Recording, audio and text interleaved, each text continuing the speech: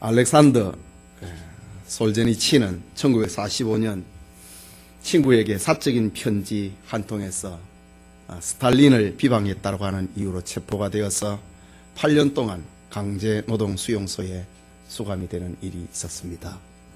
그런 소련의 반체제 운동가라고 하는 죄명을 쓰고 시베리아의 수용소에서 하루에 12시간씩 강제노역에 시달렸습니다. 그가 수용소에 구금이 되어 있는 동안에 가정마저 잃어버리고 가족을 잃어버리고 암 진단을 받게 됩니다. 솔제니치는 더 이상 살아갈 희망이 없었습니다. 그는 어느 날 들고 있던 삽을 집어던지고 털썩 주저앉아서 두 손으로 머리를 감싼 채 신음을 하고 좌절하고 있었습니다. 근데 바로 그 순간에 누가 자기 곁에 다가선 것을 느꼈습니다. 전에 본 적이 없는 노인이었고 그 후에도 본 적이 없는 노인이었습니다. 그 노인은 막대기를 가지고 솔제니친 앞에 있는 모래밭에 십자가를 그렸습니다. 그런데 그 십자가에 불이 비치는 것이었습니다. 그는 십자가를 보는 순간에 세상의 어떤 권력보다도 강력한 하나님의 능력을 체험합니다. 그 능력이 그에게 새로운 생명을 주었던 것입니다. 그는 병에서 자유함을 얻었고 또 1년 후에 석방이 되었습니다. 그리고 미국으로 망명을 해서 이반 데니소비치의 하루라는 작품을, 수용소의 작품을 쓰고 이 일로 인하여서 노벨 문학상을 받게 됩니다. 여러분, 솔제니치는 예수 그리스도와 십자가의 능력으로 새 생명을 얻었습니다. 그리스도는 생명을 주는 능력이 있습니다. 생명을 살리는 능력이 있습니다. 생명을 소성시키는 힘이 있습니다. 이것이 복음이고 바울이 지금까지 이 복음을 로마 교회에 들려주었습니다. 여러분, 로마서의 강해도 이제 종착점을 향하고 있습니다. 로마서 전체의 구조를 보면 1장에서 11장까지는 모든 인류는 죄인이고 죄인된 인류에게 하나님이 은혜로 주신 구원의 메시지가 예수 그리스도라는 사실입니다. 하나님은 자신의 독생자 예수 그리스도의 죽으심과 부활을 통하여 인류의 죄 문제를 해결하시고 구원의 길을 열어주셨습니다. 이 복음을 믿는 사람은 누구든지 믿음으로 의롭다함을 얻고 하나님의 자녀가 되는 축복을 받는다고 하는 내용입니다. 그리고 바울은 이 복음의 근거에서 성도들에게 변화된 삶을 요구합니다. 그것이 로마서 12장 1절에서 15장 13절까지 지난 시간에 살펴보았던 말씀까지입니다. 여기서 바울은 구원받은 성도들이 어떻게 살아가야 하는가, 윤리와 실천에 대해서 메시지를 전해 주었습니다. 그리고 오늘 본문 로마서 15장 14절부터 마지막 16장까지는 바울이 로마서를 마감하면서 개인적으로 하고 싶은 몇 가지 이야기를 사적으로 들려주고 있는 겁니다. 이 시간 바울의 자기소개라는 제목으로 로마서 강해 계속하고자 합니다. 말씀을 듣는 우리 모두에게 하나님이 은혜 주실 것을 소망합니다. 첫째로 로마 교회에 바울이 자기를 소개하고 있는 것은 하나님의 은혜를 받은 바울이다. 나는 하나님으로부터 은혜를 받은 사람이다. 라는 말을 자기 소개로 대신합니다. 우리 14절의 말씀을 우리 같이 한번 읽읍시다. 네 형제들아, 너희가 스스로 선함이 가득하고 모든 지식이 차서 능히 서로 권하는 자임을 나도 확신하노라. 바울은 지금 한 번도 만난 적이 없는 로마의 그리스도인들에게 내 형제라는 말을 함으로 친근감을 표시합니다. 그렇습니다. 예수 그리스도를 믿는 사람은 세계에서 한 번도 만난 적이 없고 이름도 알고 아는 바가 없어도 하나님을 아버지라 부르는 한 형제 자매인 것입니다. 예수 그리스도의 십자가의 능력이 모든 그리스도인을 한 가족으로 만들어내는 것입니다. 바울도 지금 한 번도 로마에 가서 그들을 만난 적이 없고 그들에 대해서 다 알지 못하지만은 오늘 성경에 내 형제들아 한 가족임을 이렇게 소개하면서 말을 합니다. 그러면서 바울은 로마의 그리스도인들에게 칭찬의 메시지를 이제부터 쏟아놓습니다. 개인적인 메시지입니다. 너희가 스스로 선함이 가득하고 모든 지식이 차서 능히 서로 권하는 자임을 나도 확신하노라. 지금까지 바울의 칭찬의 메시지가 없었잖아요. 복음에 대해서 전했습니다. 그리스도인은 어떻게 살 것인가에 대해서 얘기했습니다. 전반부에는 모든 사람이 죄인이라고 했습니다. 예수님을 믿어야 우리는 구원을 얻는다고 했습니다. 그리고 결론 부분에 와서는 우리는 그리스도인으로서 어떻게 살아야 될 것인가, 교리와 실천적인 메시지를 전했습니다. 그리고 이제 바울의 송 이야기를, 인간적인 개인적인 그런 이야기를 들려놓고 있습니다. 너희가 스스로 선함이 가득하고, 책망이 아니지요. 너희가 스스로 선함이 가득하고, 로마 교회 교인들을 두고 하는 말입니다. 모든 지식에 차서, 이 복음의 지식이 너희들이 꽉 차갖고 있다고 합니다. 그리고 능히 서로 권하는 자임을, 서로 위로하고 서로 권면하는 자가 되었다고 하는 것을 내가 확신하고 있다라고 합니다. 바울은 지금까지 로마의 그리스도인들을 교훈하기 위해서 따가운 권면도 몇 차례 했습니다. 그러나 로마서를 마감하면서 바울은 진심 어린 칭찬과 따뜻한 말로 성도들을 위로하고 있습니다. 여러분, 겸손한 마음으로 남을 나보다 낫게 여기고 남을 칭찬하고 격려하는 것은 성숙한 성도의 모습입니다. 하나님의 나라와 하나님의 영광을 위해서 참으로 아름다운 것입니다. 바울은 지금 로마 교회 교인들을 자기보다 더 나은 사람이라고 이야기하듯이 너희가 스스로 선함이 가득하고 모든 지식에 넘치고 능히 서로 권하는 자가 되었다는 것을 내가 확신하고 있다 라는 말로 칭찬합니다. 여러분, 복음 시대에 예수님을 따른 여제자 중에 어뜸은 막달라 마리아입니다. 그는 예수님을 알고 예수님을 믿고 난 다음에 예수님의 십자가 아래까지 따라갔던 여제자였습니다. 그리고 무덤에까지 향유를 가지고 찾아갔던 여자가 막달라 마리아입니다. 그래서 고대에는 막달라 마리아의 회심에 대한 이야기가 여러 가지 전승들이 있습니다. 이 전승들을 가지고 소설을 쓰는 작가들도 있습니다. 대략 그 전승은 이런 내용입니다. 어느 날 예수님이 제자들과 함께 가버나움에서 전도하는 중에 동구박에서 넘어져서 다리를 다친 일이 있었다고 합니다.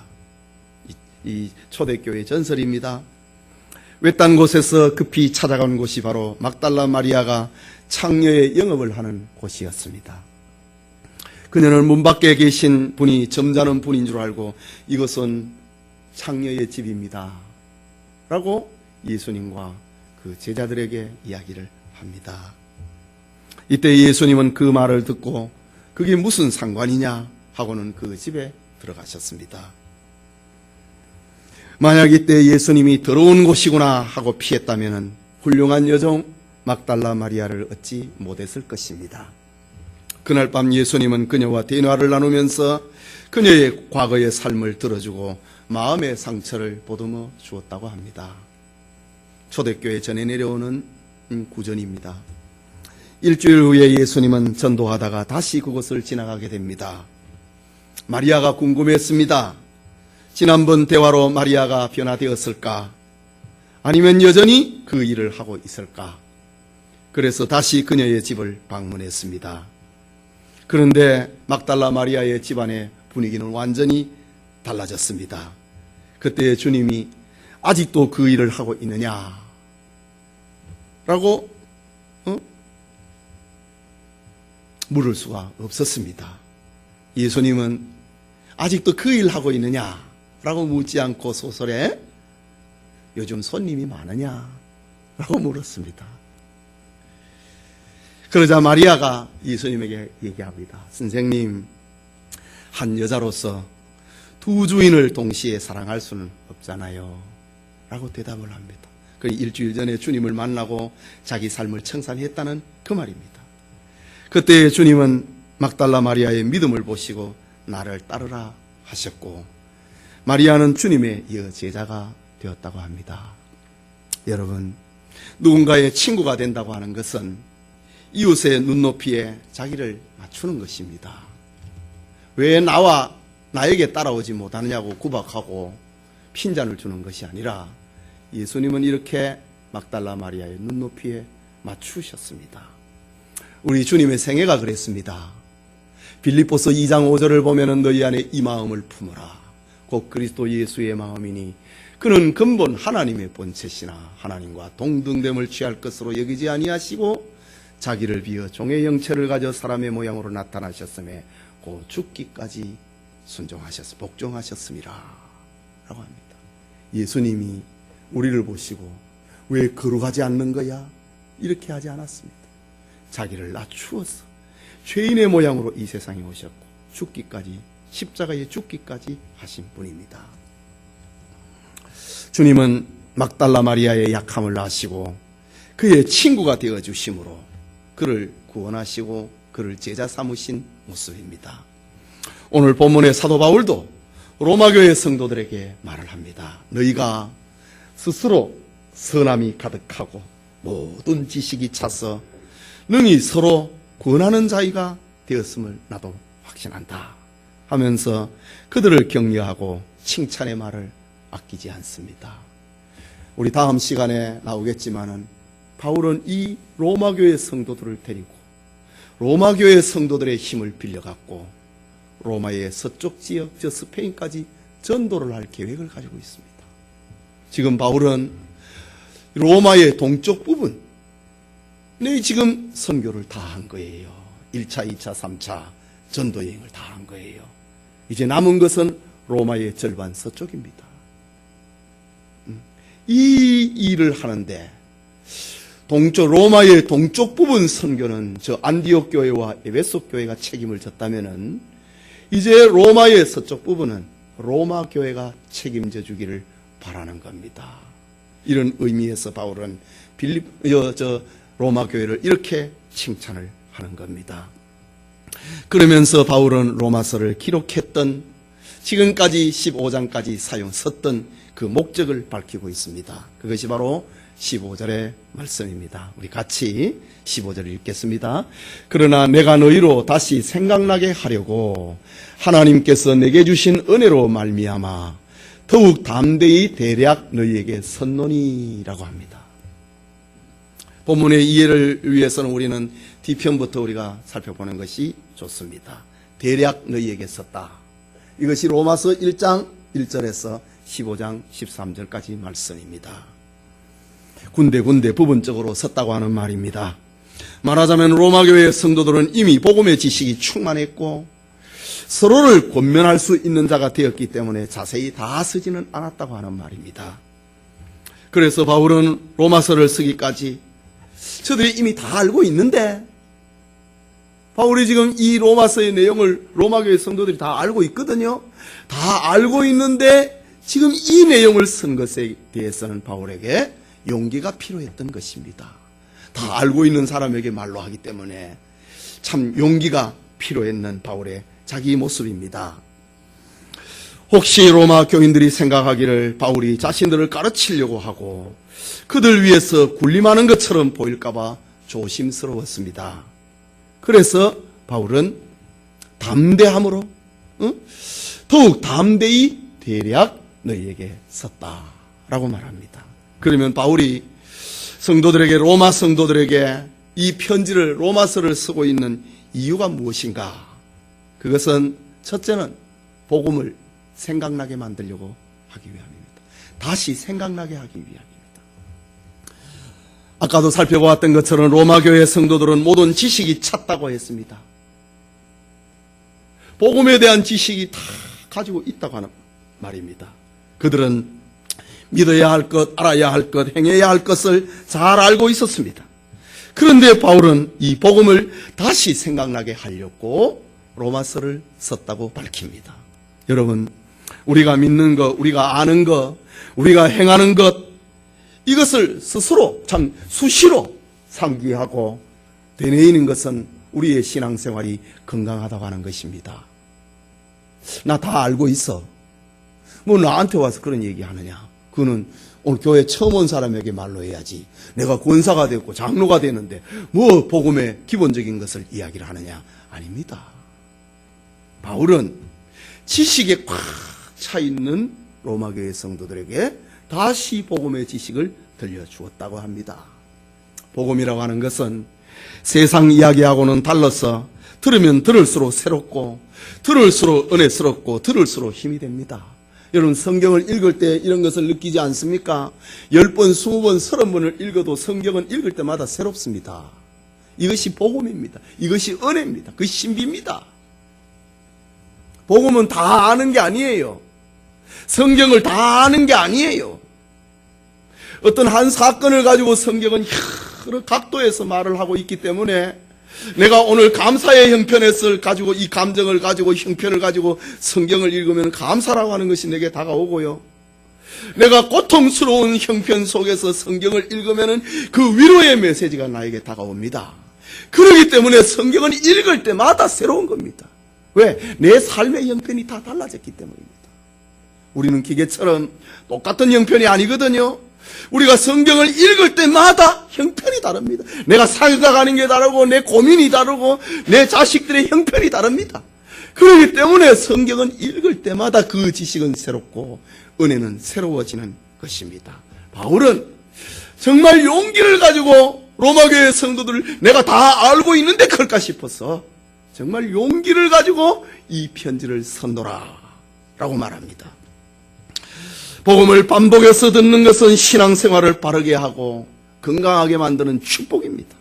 바울은 이 목적을 위해서 다시 생각나게 하기 위해서 로마서를 기록했노라 밝힙니다. 그리고 바울 자신이 받았던 은혜 때문이라고 말합니다. 하나님께서 바울에게 주신 은혜가 무엇입니까? 그것은 이방인의 사도로 부름을 받았다는 것입니다. 이방인들에게 복음을 전하고 이방인 그리스도인들에게 바르게 복음을 가르치는 것이 자기의 사명이기 때문에 내가 지금 이 편지를 쓰고 있노라 라고 말합니다.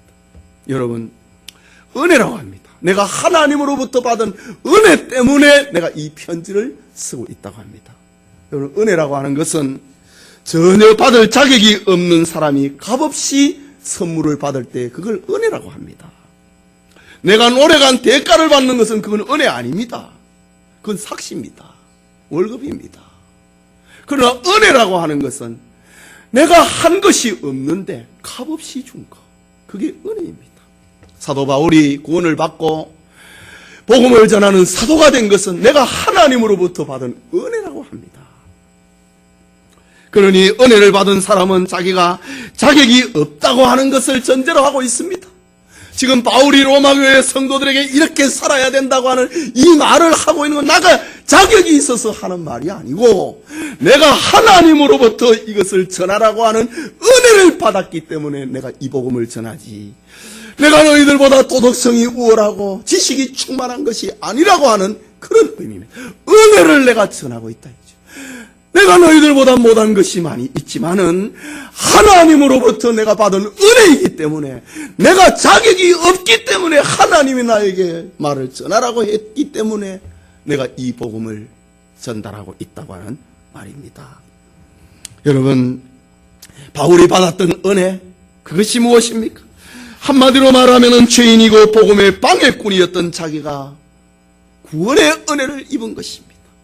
그리고 자기를 불러서 예수 그리스도의 복음을 이방인에게 전하라고 하는 사도의 직분을 주신 것입니다. 바울은 로마교회 성도들에게 자신이 이 같은 은혜를 받은 사람이다. 나 자격 없다. 내가 너희에게 입을 열 자격이 없다. 나는 죄인이다. 나는 복음의 회방꾼이었다. 그러나 하나님이 나를 구원해 줬고 나를 사도로 만들어 줬다. 그 은혜 때문에 내가 로마서 1장 1절에서 15장 13절까지 내가 선노라 라고 이렇게 밝히고 있는 겁니다. 둘째로 로마교회 성도 앞에 편지를 마감하면서 자기를 소개하고 있는 것은 자기는 그리스도의 일꾼이라고 합니다. 16절에 보면은 이 은혜는 곧 나로, 은혜의 내용을 설명을 합니다. 이 은혜는 곧 나로 이방인을 위하여 그리스도 예수의 일꾼이 되어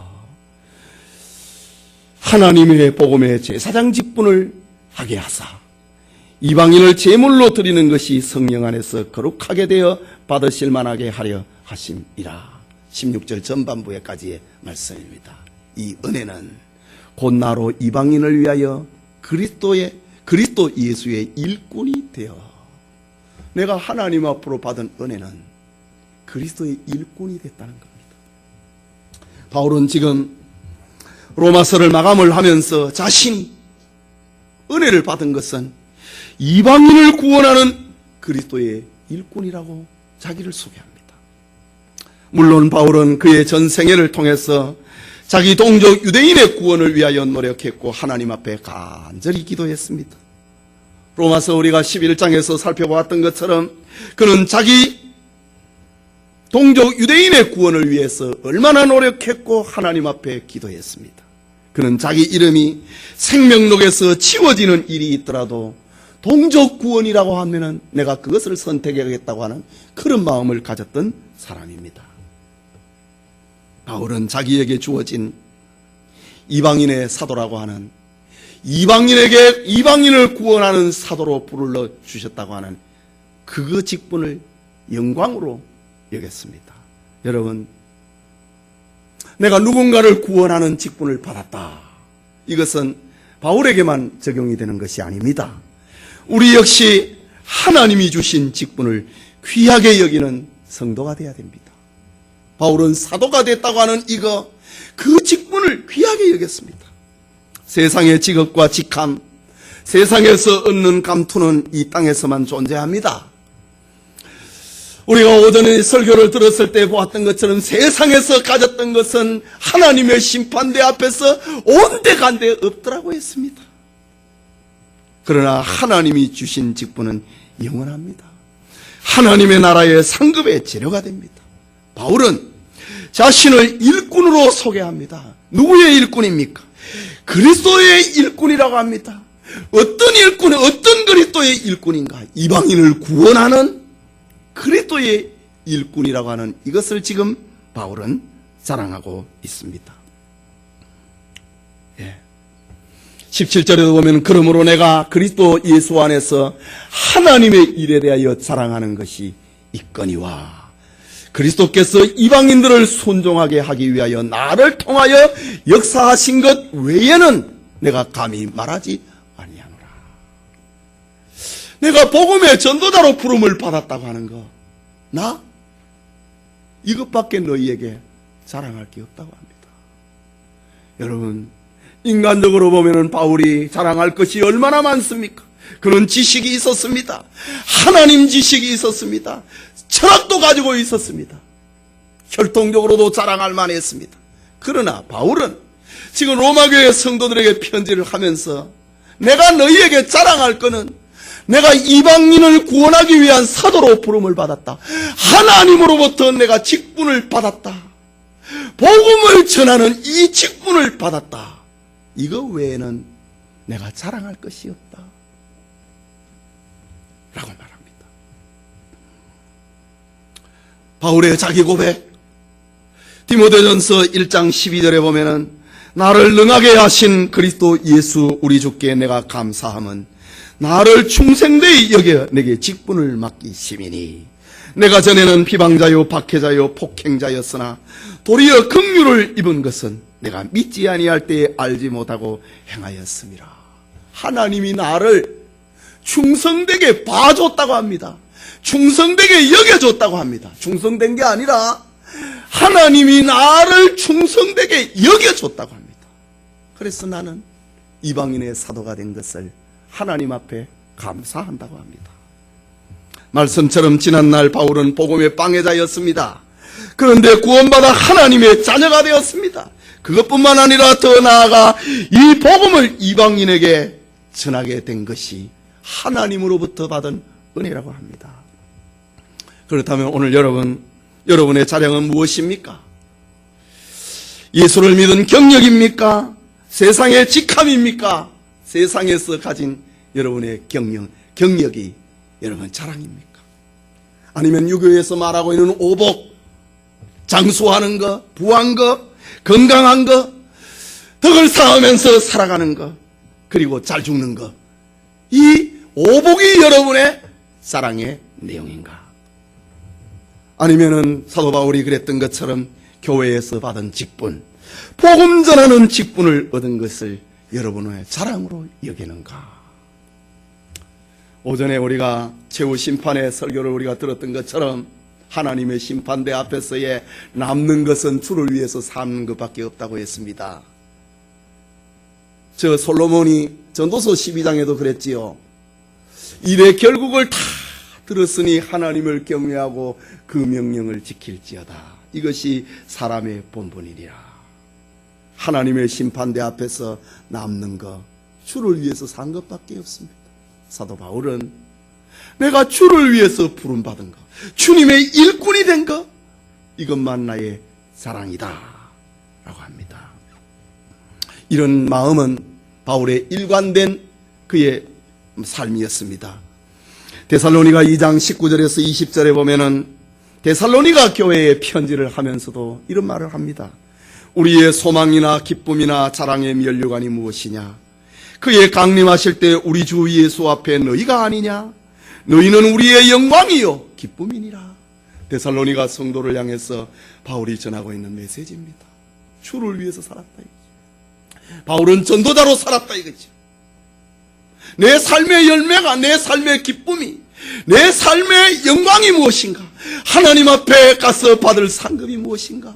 나는 너희에게 복음을 전했다고 하는 것, 그리고 너희들이 신자가 되었다고 하는 것, 그것밖에 없다고 합니다.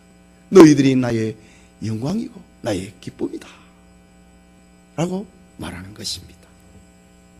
여러분, 하나님으로부터 내가 이 직분을 받았다, 목사를 받았다, 장로를 받았다, 권사를 받았다, 집사를 받았다, 이거 자랑의 거리입니다.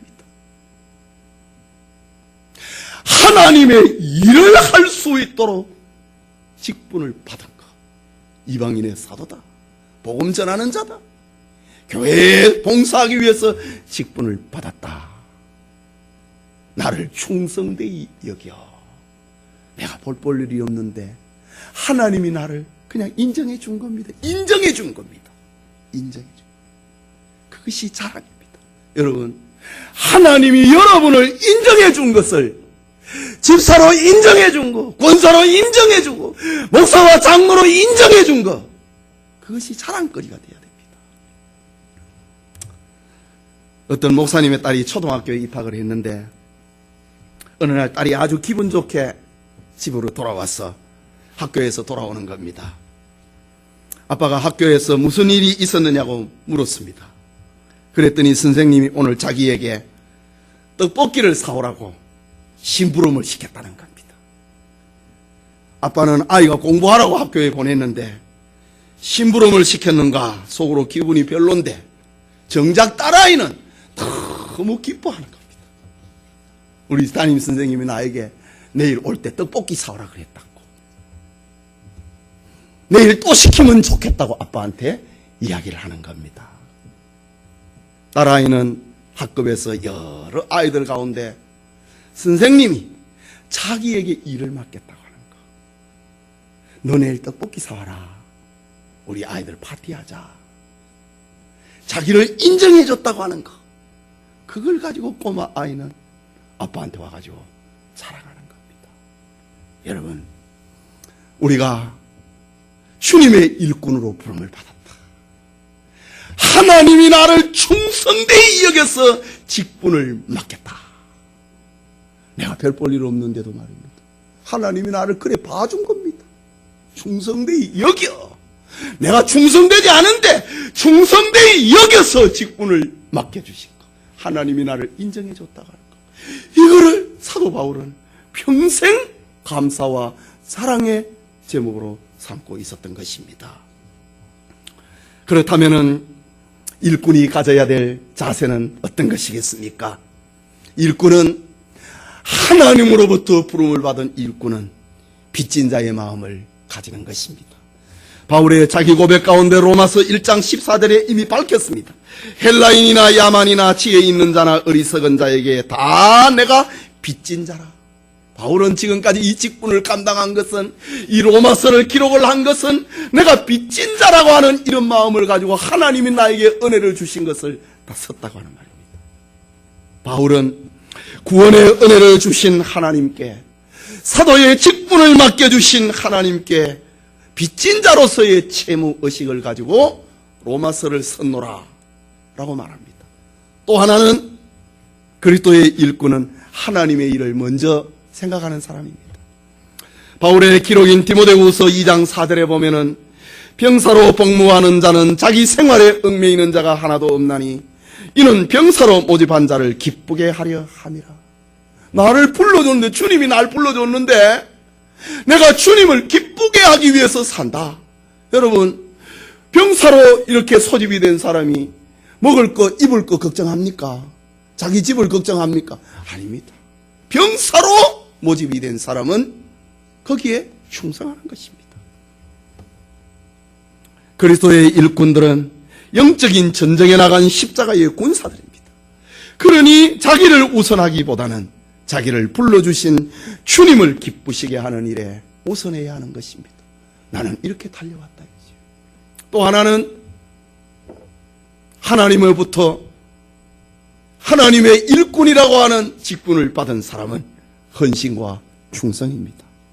자기 헌신과 충성은 그리스도의 일꾼의 바른 자세입니다. 바울은 고린도 교회의 직분이 무엇인가에 대해서 말을 했습니다. 고린도전서 4장 2절에 맡은 자에게 구할 것은 충성이라고 했습니다. 예수님께서도 요한계시록 2장 10절에 네가 죽도록 충성하라, 그리하면 내가 생명의 관을 네게 주리라 라고 했습니다. 일꾼은 충성하는 겁니다. 바울은 자신이 그리스도의 일꾼이 되었고 하나님께서 자기를 불렀다고 하는 사실 앞에 한없는 감사를 표시하고 있습니다. 그러나 그것은 천사도 부러워하는 직분입니다.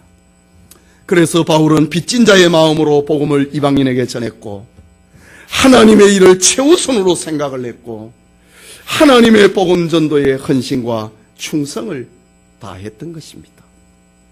여러분, 우리의 자랑은 예수 그리스도고 이 복음을 전하여 사람들이 생명을 얻는 것을 우리의 자랑으로, 기쁨으로 여겨야 됩니다. 이 일에 부름을 받은 그리스도인의 일꾼이 된 것을, 교회로부터 내가 어떤 직분을 받았다고 하는 그것을 자랑으로 여기는 성도들이 되시기를 소원합니다. 내가 무슨 자격이 있어서가 아니라 나를 그렇게 불러줬다는 겁니다. 인정해줬다고 하는 겁니다. 바울은 하나님이 나를 그렇게 인정해줬다고 하는 그것을 평생의 자랑으로 여겼다. 이것을 바울은 로마교회 성도들에게 자기 소개를 통해서 들려줍니다. 그리고 또 하나는 16절의 이 말씀을 좀 더 들어가서 복음의 제사장이 되었다고 하는 바울입니다. 우리 16절의 말씀 우리 다시 읽읍시다. 이 은혜는 곧 나로 이방인을 위하여 그리스도 예수의 일꾼이 되어 하나님의 복음의 제사장 직분을 하게 하사 이방인을 제물로 드리는 것이 성령 안에서 거룩하게 되어 받으실 만하게 하려 하심이라 라고 합니다. 여러분, 여기에 등장하고 있는 제사장이라고 하는 말은 구약시대를 배경으로 하고 하나님 앞에 제사를 드리는 사람을 가리킵니다. 제사에는 반드시 제물이 있습니다. 그래서 제사장은 양이나 염소 그리고 소를 잡아서 하나님의 앞에 있는 번제단에 제물을 올려놓는 것이 제사장이 하는 일입니다. 이런 의미를 가지고 있는 제사장이라고 하는 말을 바울은 자기에게 적용을 해서 신조어를 하나 만듭니다. 그것이 바로 복음의 제사장. 요즘 표현로 하면은 신조어입니다. 복음의 제사장. 이런 말은 구약시대에 없거든요. 바울이 단어 하나를 만들어냈습니다. 복음의 제사장이라고 하는 말입니다. 말하자면 바울이 이방인들에게 복음을 전해서 그들로 하여금 하나님 신앙을 고백하고 그리스도를 믿으면 그것이 하나님께 올려지는 제물이다. 바울이 복음을 전해갖고 그들이 예수를 믿고 하나님 신앙을 고백하면 나는 제사장이고 그들은 제물이 되는 겁니다.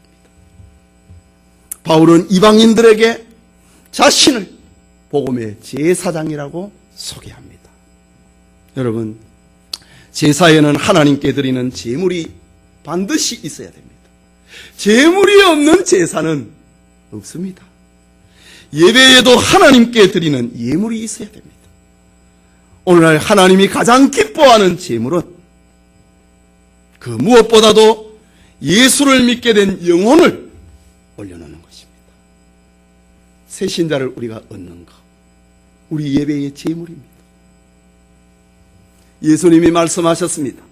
누가복음 15장 7절에 내가 너희에게 이르노니 이와 같이 죄인 하나가 회개하면 하늘에서는 회개할 것이 없는 의인 아홉을 인하여 99을 말미암아 기뻐하는 것보다 더하리라.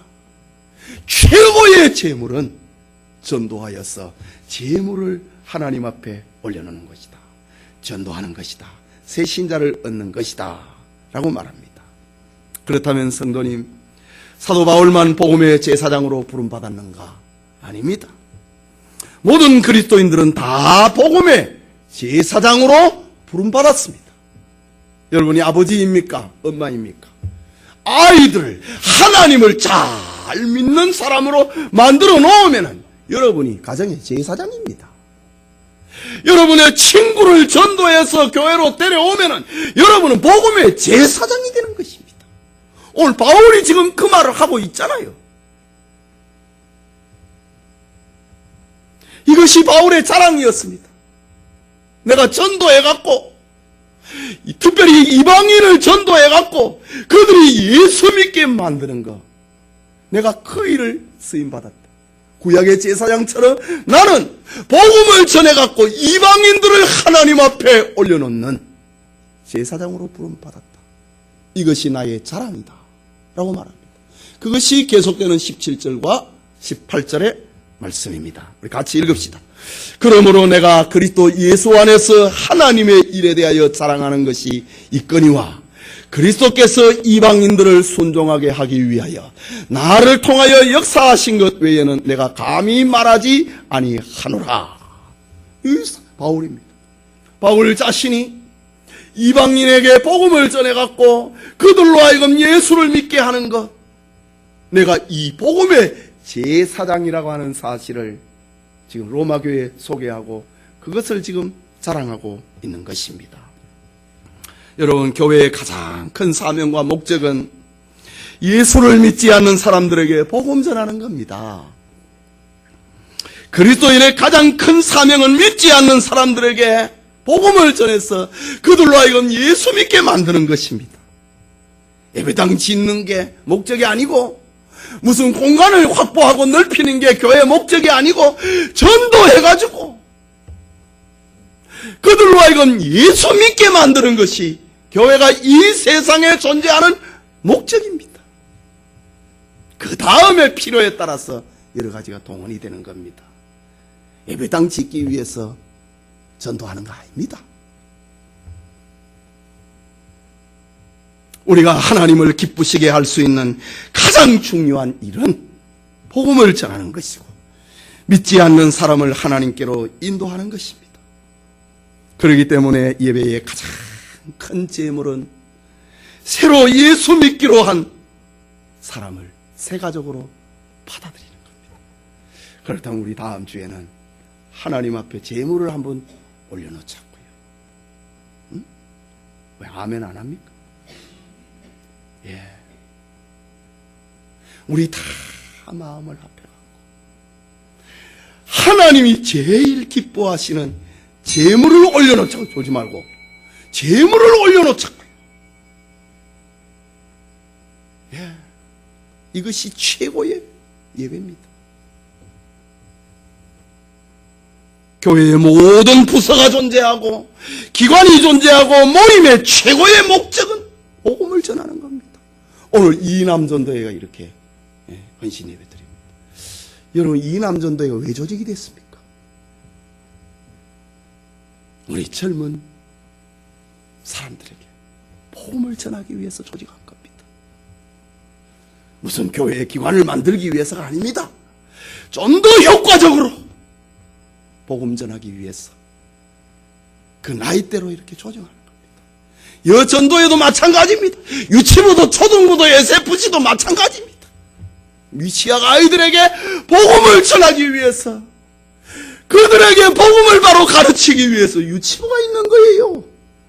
초등부도 마찬가지입니다. 초등학생들에게 복음 전하기 위해서 초등부가 있고 SFC도 마찬가지입니다. 바울은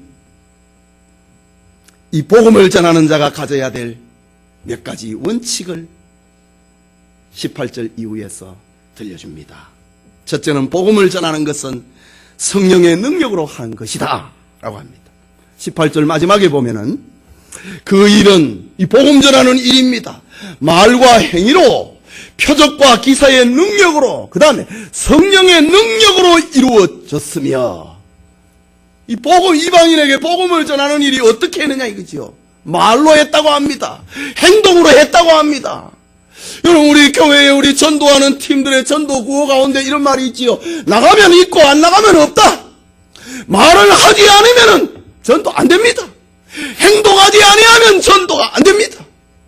사도 바울도 그렇습니다. 내가 하나님을 믿는다. 하나님이 하실 것 이래 하지 않고 바울은 내가 말과 행동으로 했다 이거지요. 예, 말과 그 일은 말과 행위로 했다. 그리고 거기에 표적과 기사의 능력으로 성령의 능력으로 했다 이거지요. 기적과 표적은 성령이 하신 거 아닙니까? 내가 말을 하고 내가 입술로 전도하고 내가 행동으로 전도를 했는데 거기에 성령의 역사가 나타났다 이 말입니다. 바울은 복음의 열매를 맺는 것은 자기의 말과 행동 때문이 아니고 성령의 능력으로 성령이 역사하셔서 열매를 맺었다고 하는 것입니다. 성령이 역사하셔서 표적과 기사와 능력이 나타났다고 합니다. 성령의 능력으로 말미암아 사람들이 복음을 받아들였다고 합니다.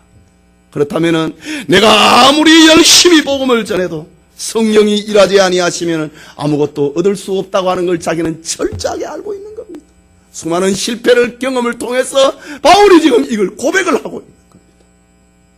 저 아덴 전도에서 바울은 철저하게 실패를 경험했거든. 그래서 하나님의 은혜가 아니면 안 되구나. 내가 말로 하고 내가 행동으로 하지만은 거기에 성령이 역사해서 표적과 기사가 나타났다고 합니다. 고린도전서 2장 4절과 5절에 쓸 때도 이런 말을 합니다. 내 말과 내 전도함이 설득력 있는 지혜의 말로 하지 아니하였고 다만 성령의 나타나심과 능력으로 하여 너희 믿음이 사람의 지혜에 있지 아니하고 다만 하나님의 능력에 있게 하려 하였노라. 바울이 고린도 전도를 이렇게 했다는 거예요. 여러분 고린도 전도 다음에 그 전에 어떤 전도가 있었습니까? 좀 전에 말한 것처럼 아덴 전도가 있었습니다. 아덴 교회는 없어요. 아덴서라고 하는 복음서도 없어요. 바울이 철저하게 실패했습니다. 그래서 바울이 고린도에 와가지고는 철저하게 복음을 의지하고 성령을 의지하고 이것을 전했다고 고린도 전서를 쓸 때에 내가 사람의 지혜와 바울이 저 아덴에 있을 때는 바울이 철학자였거든요. 아테네 사람들이 철학인이었거든요. 그러니까 철학적으로 전하니까 안 되는 거예요. 그래서 바울이 고린도에 와서는 다 내려놓고 오직 십자가와 예수의 복음만 전한 겁니다. 이 작정을 한 겁니다. 내가 너희에게 이렇게 전한 것을 너희가 알지 않느냐? 이것이 고린도전서를 쓰고 있는 이유인 것입니다. 예. 그리고 또 복음을 전하는 또 하나의 원칙은 복음은 될 수 있는 대로 널리 전해야 된다는 겁니다.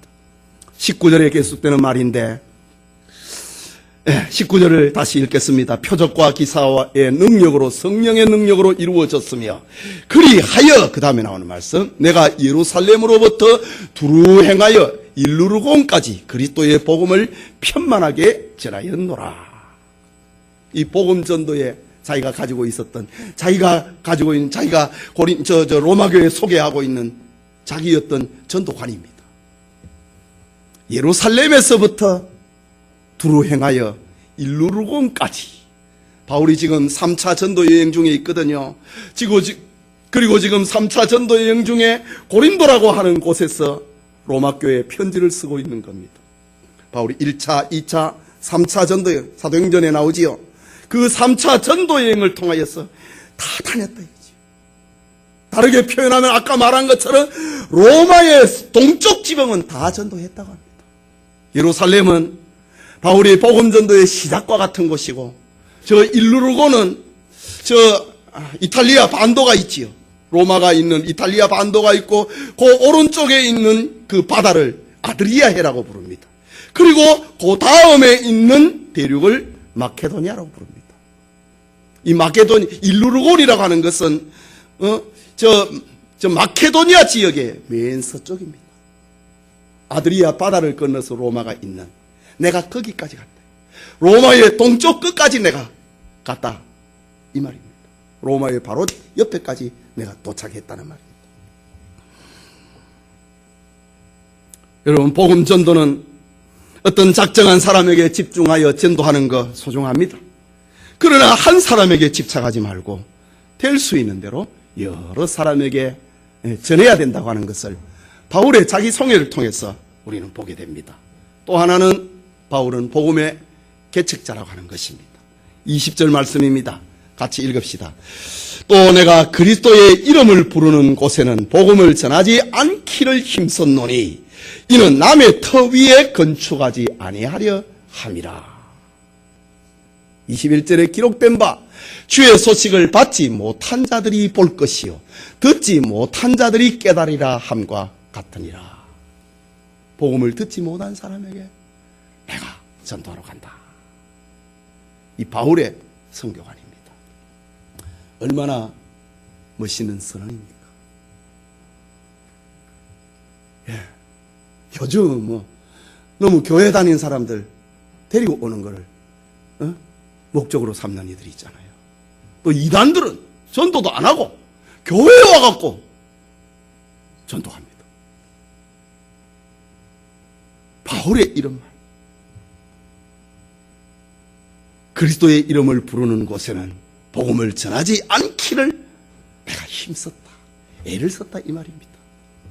이는 남의 터 위에 건축하지 아니하려 함이라. 이 말이 무슨 말? 개척자의 삶을 말하는 겁니다. 요즘 한국 교회가 많으니까 한 건물에 교회가 2개, 3개가 들었을 때가 있습니다. 올라가는데 몇 층에 내리느냐, 복도를 가는데 오른쪽으로 트느냐 왼쪽으로 트느냐. 때로는 사람들이 보기에 민망할 때도 있습니다. 그런데 바울은 이미 복음이 전해진 곳에는 다시 갈 것이 없고 전혀 예수의 이름을 모르는 곳에 가서 복음을 전하고 싶다고 하는 바울의 말씀입니다. 이거는 고생을 사서 하는 겁니다.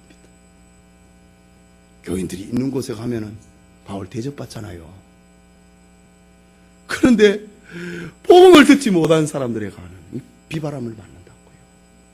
나는 이렇게 되기를 원한다. 요즘에 어떤 교인들도 보면은요, 이렇게 이사를 간다든가 교회를 선택하는데 예배당 다 지어진대. 별로 고생해도 고생 안 할 것 같은 곳에 등록을 한다고. 이 바울이 들으면 웃고 말 겁니다. 합당하지 않습니다. 바울은 개척자의 삶을 살고 싶었습니다. 21절의 말씀처럼 주의 소식을 받지 못하는 자들이 볼 것이요 듣지 못하는 자들이 깨달으리라. 이 이사야 선지자의 예언을 생각하면서 내가 그 말씀을 이루어야지, 듣지 못하는 사람들에게 가서 내가 복음을 전해야지, 이런 마음을 가지고 복음을 전했노라고 로마 교회에 자기를 소개하고 있습니다. 지금 이 말이 무슨 말입니까? 다음 주에 들려줄 말인데, 서쪽은 너가 좀 책임져라, 이 말입니다. 내가 서쪽 전도를 서바나, 저 스페인까지 가야 되는데, 대륙의 맨 서쪽입니다. 내가 거기까지 가야 되는데 로마 교회가 내 후원자가 되면 좋겠다, 그 말입니다. 사실 예수님을 잘 믿고 교회를 잘 다니고 있는 사람들에게는 전도할 필요가 없습니다. 그렇다면 복음을 전할 때에 내가 수고하지 않은 열매를 내가 거두려고 하는 것은 전도자의 마음은 아닌 것입니다. 내가 수고해야 됩니다. 수고해야 됩니다. 물론 이제 우리가 전도를 하다 보면은 이렇게 이사를 온다든가 교회를 정하지 못해서 이렇게 하는 사람이 있죠. 그래서 안내하는 것은 좋습니다. 그러나 교회 잘 다니는 사람에게 할 필요는 없는 거예요. 예배드리는 우리 성도 여러분, 이야기 하나를 하고 마치려고 합니다. 미국의 한 청년이 아프리카에 선교로 떠나기로 지망을 했습니다. 선교사로 갈 수속 절차를 다 끝내고 마지막으로 출발을 하려고 확인하려고 뉴욕에 갔는데 거기서 그만 선교사로 갈 수 없게 됩니다. 선교사 불합격이 되고 말았습니다. 이유는 그의 부인이 아프리카 기후에 도저히 견딜 수 없는 체질을 가졌다고 하는 겁니다. 선교사로 가면 다 신체 검사 다 하거든요. 우리 청년 남편은 되는데 부인은 아프리카에 가가지고 못 견딘다고 하는 의사의 소견이 첨부가 되어버린 겁니다. 청년은 부인과 함께 고향 집으로 돌아왔습니다.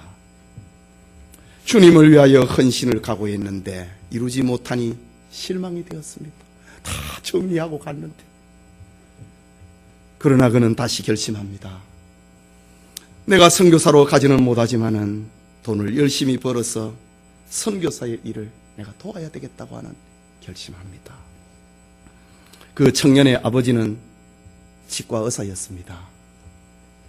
그리고 부업으로 교회의 성찬식에 사용하는 포도즙을 만드는 사업을 아버지가 하고 있었습니다.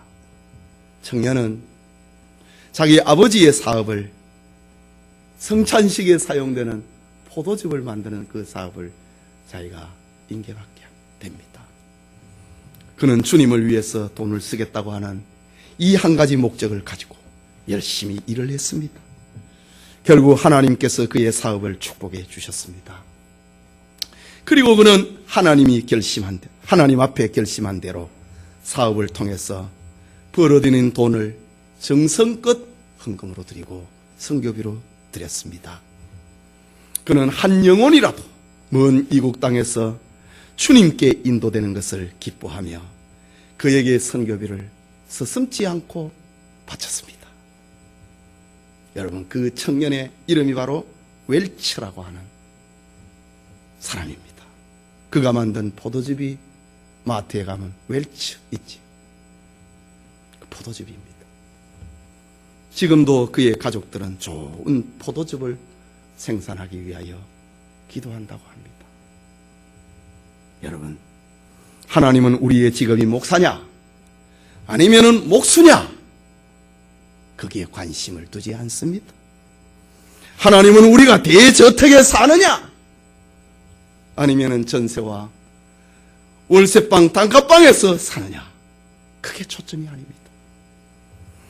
하나님은 우리의 자동차가 20년이 된 묵은 중고차냐 아니면은 번들어간 신형차냐 하나님은 여기에는 관심 없습니다. 하나님은 우리가 가정에서 우리의 학교에서 우리의 직장과 사업장에서 어떤 삶을 살고 있느냐 그것을 보시는 하나님입니다. 여러분 가운데 사업을 하는 경영인이 있습니까? 사업가로서 사업을 잘하여 주님의 영광을 드러내고 주신 물질을 영혼 구원을 위해서 사용하는 주님의 일꾼이 되십시오. 여러분이 가정의 주부입니까?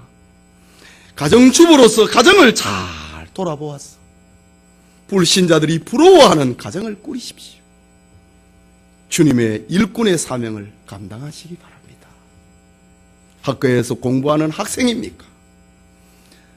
학업을 열심히 해서 좋은 성적을 거두고 많은 불신자들에게 도전을 주므로 주님의 일꾼이라고 하는 사명을 감당할 수 있기를 바랍니다. 여러분이 직장인입니까?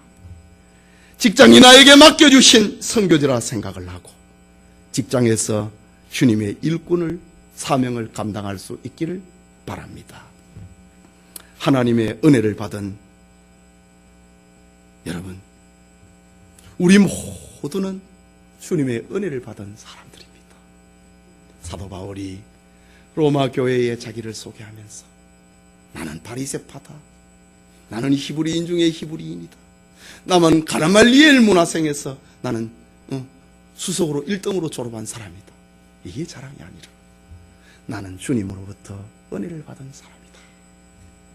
나는 주님의 일꾼이다. 나는 사람을 전도하여 하나님 앞에 제물을 드리는 복음의 제사장이다. 이것을 자랑하고 이것을 자기의 명함으로 여겼던 바울입니다. 이 축복이 우리 모두와 함께하기를 소원합니다.